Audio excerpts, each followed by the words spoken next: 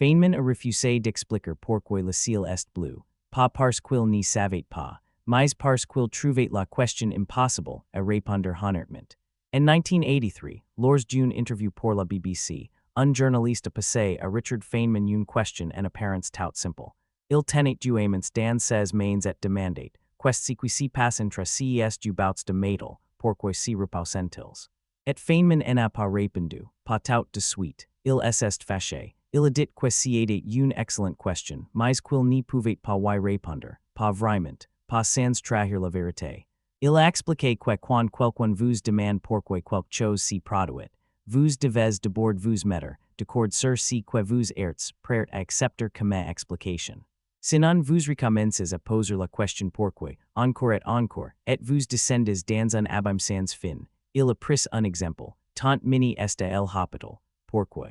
Parce qu'elle est sortie, elle a glissé sur la glace et s'est cassé la hanche. Ça satisfait la plupart des gens. Mais si vous demandez pourquoi la glace est glissante, vous entrez dans la thermodynamique, la pression qui fait fondre la surface, l'eau qui se dilate en gelant.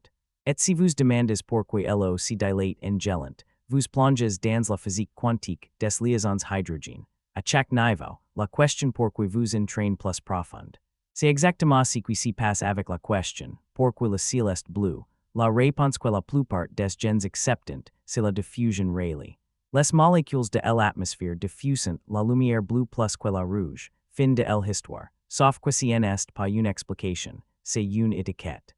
D'ailleurs diffusion Rayleigh, c'est comme dire que tant mini est à l'hôpital parce qu'elle a glissé. Oui, mais pourquoi? Qu'est-ce qui se passe réellement, au niveau fondamental, entre la lumière du soleil et les atomes de l'air? Voici la vérité que Feynman refusait de simplifier. La lumière du soleil est composée de photons, des paquets d'énergie électromagnétique, de toutes les couleurs. Chaque couleur correspond à une fréquence différente. Le bleu a une fréquence environ 2 fois plus élevée que le rouge. Quand un photon de lumière solaire rencontre un atome d'azote ou d'oxygène dans l'atmosphère, il interagit avec les électrons de cet atome. L'électron absorbe le photon et entre en oscillation. Il vibre à la fréquence de la lumière incidente, et cet électron oscillant se met à rayonner à son tour.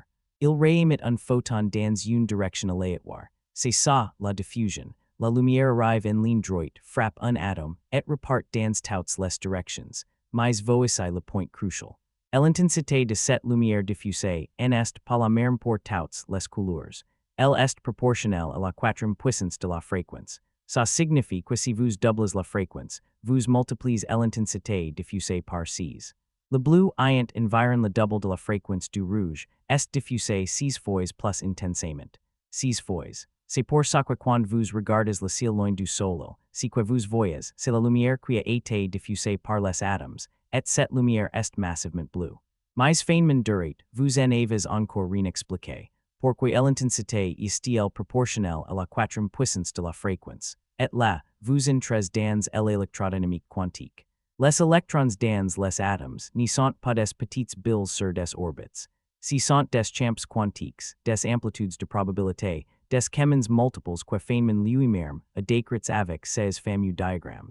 Le photon est absorbé, et l'électron passe à un état excité, puis il retombe en réémettant un photon. Et l'amplitude totale de ces processus est la somme de toutes les voies possibles, et quand vous calculez cette somme, le quatrième pouvoir de la fréquence émerge naturellement de la mathématique.